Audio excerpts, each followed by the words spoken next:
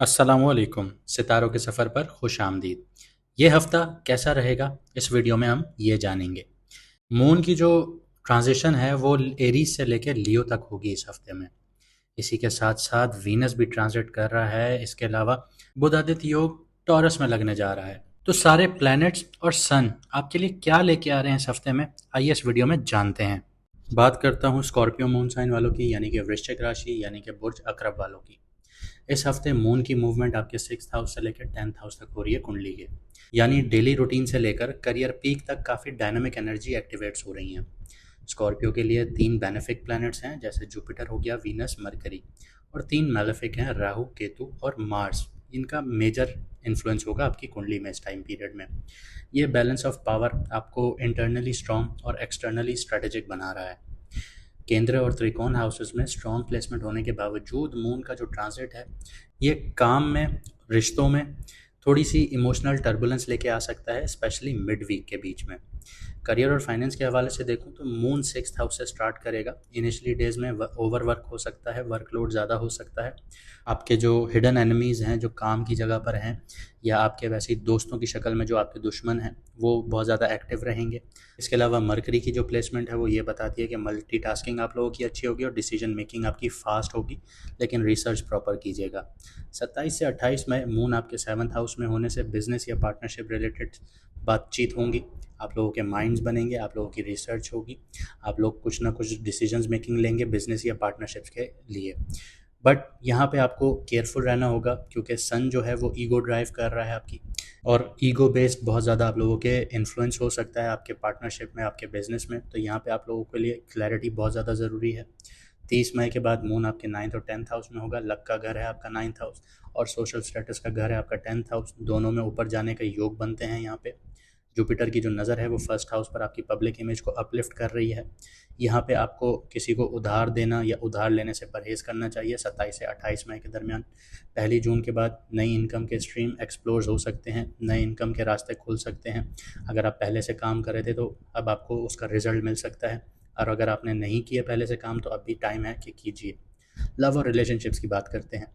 इस हफ्ते थोड़ा इमोशनली अनप्रिडिक्टेबल हो सकता है थोड़ा, क्योंकि मून और सन आपके 7th हाउस में होंगे। कपल्स के लिए अपने पार्टनर्स के पॉइंट ऑफ व्यू को इग्नोर मत कीजिएगा। 27 मई के दिन मिसअंडरस्टैंडिंग्स यहाँ पे क्रिएट हो सकती हैं। अपने पार्टनर के साथ बैठिए, कॉन्फ्लिक्ट्स को रिजॉल्व कीजिए, उनकी बात सुनिए, उनको समझिए। देखिए आपका जो सन है वो आपके 7th हाउस में है, तो यहाँ ईगो बेस्ड आपके क्लैशेस हो सकते हैं। आप अना में भी आ सकते हैं, आप एटीट्यूड में भी आ सकते हैं कि मैं नहीं सुन रहा, मैं नहीं कर रहा। या आप लेडी हैं तो आप भी इसी तरह की सिचुएशंस में आ सकती हैं। तो इस चीज़ को अवॉइड करना बहुत ज़रूरी होगा अगर आप अपने पार्टनरशिप चलाना चाहते हैं, अपना रिश्ता चलाना चाहते हैं। रिश्ता वही बेहतरीन चलता है, कहीं पे औरत को झुकना पड़ता है, कहीं पे मर्द को झुकना पड़ता है। जो सरिये की तरह सीधा खड़ा हो जाए वो इंसान ही नहीं कहलाता, झुका हुआ इंसान ही आगे बढ़ता है। सिंगल्स के लिए 28 से 30 में मून जेमिनाई में होने की वजह से फ्लर्टेशन या लाइट कनेक्शंस भी हो सकती हैं यहाँ पे, लेकिन ये आपके लिए डीप और लास्टिंग नहीं होगा। ख्याल रखिएगा, समझिएगा कि क्या आप इस रिश्ते में आना चाहते हैं या नहीं आना चाहते। जस्ट फॉर अ टाइम भी आप लोग सिर्फ इन्जॉयमेंट चाह रहे हैं, तो इस सारी चीज़ों को अपने माइंड में क्लियर करके ही आगे बढ़िएगा। 30 मई के बाद मून कैंसर में होगा, तो यहाँ पे स्पिरिचुअल और फिलोसफिकल बॉन्डिंग पॉसिबल हैं। ये टाइम पीरियड आइडियल है उन लोगों के लिए जो लॉन्ग डिस्टेंस रिलेशनशिप में है, या फिर इंटेलेक्चुअल उनका कनेक्शन बहुत स्ट्रांग हो जाएगा। हेल्थ और वेलबींग की बात करते हैं। मून आपका 6th हाउस से स्टार्ट करेगा, तो यहाँ पे मेंटल फटीग हो सकती है। एरीज साइन में होगा मून, इमोशनली बहुत डाउन फील कर सकते हैं, और आपका ब्लड प्रेशर हाई हो सकता है। तो वाटर का इंटेक बहुत ज़्यादा ज़रूरी है। इसी के साथ साथ डाइजेशन इश्यूज़ भी हो सकते हैं। सैटर्न आपके 5th हाउस में है, तो ओवर थिंकिंग बहुत ज़्यादा होगी और इमोशनल बर्डन भी आ सकता है।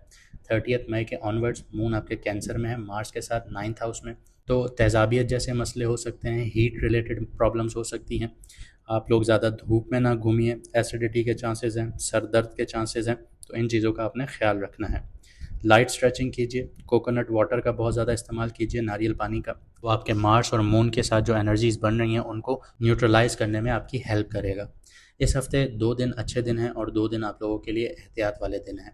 30 मई आपके लिए अच्छा होगा और 1 जून आपके लिए अच्छा होगा। 30 मई के दिन आपके ट्रैवल से रिलेटेड प्लान्स बन सकते हैं। स्पिरिचुअल ग्रोथ का टाइम पीरियड हो सकता है। 1 जून के लिए करियर में रिकग्निशंस भी मिल सकती हैं, या गोल सेटिंग का टाइम भी हो सकता है आप लोगों के लिए। अगर आप लोग सोच रहे हैं कि आपने अपने लिए क्या करना है ज़िंदगी के बारे में, कहाँ आपने फ़ैसला लेना है, किस जगह पे आपने जाना है, कौन सा आपका गोल है, तो वो ये आपके लिए 1 जून बहुत अच्छा होगा। उस दिन बैठिए, जर्नलिंग कीजिए, अपने आइडियाज़ जो दिमाग में चल रहे हैं उनको लिखिए, उनके ऊपर प्रॉपर रिसर्च कीजिए, लेकिन बहुत ज़्यादा टाइम नहीं लीजिए। ये नहीं है कि आपने लिख दिया और फिर आपने हफ्तों उसको छोड़ दिया। बैठिए, लिखिए, उसको 1-2 दिन में सम अप कीजिए, रिसर्च प्रॉपर कीजिए कि इस काम से मैं अगर मैं इस काम में हाथ डालता हूँ, तो मेरे लिए कहाँ मुनाफ़ा है, कहाँ नुकसान है, उसके हर एस्पेक्ट्स को समझिए।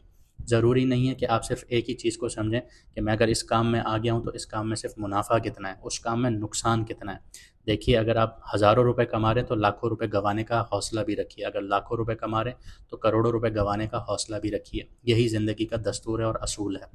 इसके अलावा जिन दिनों में आपने एहतियात करनी है वो 27 में और 28 में है। मून आपके 7th हाउस में होगा, तो सन के साथ ईगो बेस्ड कॉन्फ्लिक्ट्स आप लोगों के होंगे, इमोशंस डाउन हो जाएंगे और ईगो बहुत ज़्यादा आ जाएगी। आप इमोशंस के ऊपर ईगो आपका बहुत ज़्यादा कॉन्फ्लिक्ट्स करेंगे। रिलेशनशिप में स्ट्रेस बहुत ज़्यादा आ सकता है, पार्टनर के साथ आपकी लड़ाई झगड़े हो सकते हैं, तो ख्याल रखना बहुत ज़रूरी है यहाँ पे।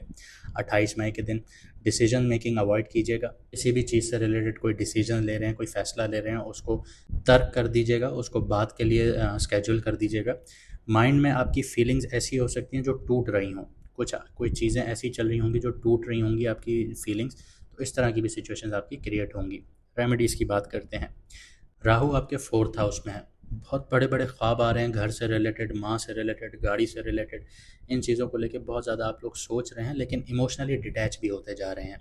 तो इमोशनल डिटैचमेंट से आप लोग फ़ाइट करें, लड़ें, माँ के साथ टाइम स्पेंड करें, घर में थोड़ा टाइम दें, फैमिली को टाइम दें, तो ये आपके लिए अच्छा होगा। इसके अलावा सफ़ेद चीज़ों का सदका करें, दान करें, सैटरडे वाले दिन सफ़ेद चावलों का सदका करें, ये आपके लिए अच्छा होगा, आपको अंदर से स्टेबिलिटी मिलेगी। इसके अलावा आप लोग ढैया से निकले हैं, सैटर्न 5th हाउस में आया है जो कि क्रिएटिविटी का घर है, आपके बच्चों का घर है।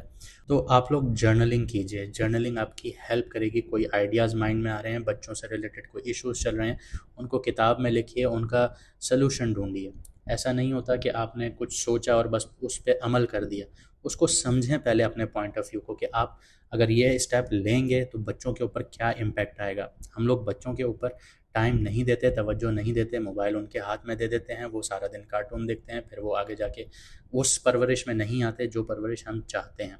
तो इस चीज़ को समझिए, ये बहुत माइन्यूट सी चीज़ है लेकिन इसका इम्पैक्ट बहुत बड़ा होता है। जो भी ख़यालात दिमाग में चल रहे हैं, चाहे क्रिएटिव आइडिया से रिलेटेड चल रहे हैं या फिर बच्चों से रिलेटेड चल रहे हैं, तो उनको लिखना शुरू कीजिए। उनका हर एस्पेक्ट जो है उस फ़ैसले का समझिए कि इसके रेपरिकॉशंस क्या हो सकते हैं आपकी ज़िंदगी में, क्या उसका आउटकम होगा, क्या वो आउटकम आप फेस कर सकते हैं, क्या आपके बच्चों की सेहत पे, उनकी मेंटल हेल्थ पर क्या इफ़ेक्ट आएगा, क्या आप उसको फेस कर पाएंगे। तो इन सारी चीज़ों को सोच समझ कर फिर कोई फ़ैसला लीजिएगा। मार्स 9th हाउस में है, तो नीम गर्म पानी में हल्दी डालिए थोड़ी सी और वो पीजिए। ये आपकी जो फिज़िकल हीट है या एग्रेशन है, दोनों को कंट्रोल करेगी। लकी कलर की बात करूँ तो इंडिगो आपका लकी कलर है इस हफ्ते का। सैटर्न्स की जो नेगेटिव एनर्जी है उसको नॉर्मलाइज़ करेगा, न्यूट्रलाइज़ करेगा और आपको अंदर से हेल्प करेगा बैलेंस करने में। जो ओवर थिंकिंग आपकी चल रही है उसको कम करेगा। 8 नंबर आप लोगों का लकी है, सैटर्न का ही नंबर है, जो आपकी एक जो आप इमोशनली टूटे हुए हैं उसमें एक स्ट्रक्चर लेके आएगा, आपके जो ये क्योटिक वीक जाएगा उसको नॉर्मलाइज़ करने में। ये हफ्ता आपको टेस्ट करेगा, ना सिर्फ इमोशनली बल्कि मेंटली भी। और जीत आपकी तब होगी कि जब आप अंदर से उस तूफान को आराम से बैठ के समझ रहे होंगे, तो क्लैरिटी आप लोगों के सामने होगी। तो ये थी हमारी वीकली हॉरोस्कोप की वीडियो। उम्मीद करता हूँ आप सीखेंगे, आप अपनी लाइफ को बेहतर बनाएंगे और यही हमारा मकसद है कि आप अपनी लाइफ को बेहतर बनाएं। सितारे आपकी किस्मत बदल नहीं सकते, लेकिन सितारे आपको रास्ता दिखा सकते हैं। आप रास्ता देखेंगे, उस रास्ते पे चलना ना चलना ये आपका काम है। बाकी ऊपर वाले से दुआ कीजिए, वो हर चीज़ का मालिक है, वो इस निज़ाम का भी मालिक है, वही सब कुछ करता है। अगर उसने कुन कह दिया आपकी दुआओं पे, तो ये सितारे क्या ही चीज़ हैं। बात सिर्फ इतनी है कि भरोसा रखिए। मिलते हैं अगली वीडियो में सितारों के सफ़र पर।